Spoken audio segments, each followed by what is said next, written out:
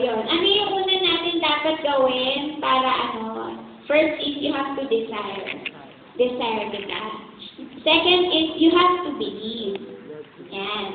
Noong una, siyempre, it's a worship, kasi bago ko mag-start magkaroon ng worshiping heart, una, siyempre, dinesire ko yun eh. Second is I believe. Naniwala ako na ibibigay ni Lord sa akin yun. Noong una, siguro naman, lahat tayo, diba? We have this personal and quiet time, diba, kay Lord.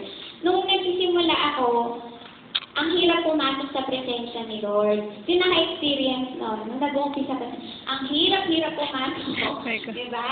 Ang hirap yung tipong ilang oras ka na naghihintay, wala pa rin ang presensya ni Lord, parang gano'n. Pero ano mo yun, kaya siguro matagal na dumadating yung presence ni Lord kasi meron siyang tinuturo sa atin eh. So, ang part natin is we have to believe. Believing is equal to faith, diba? Believe equals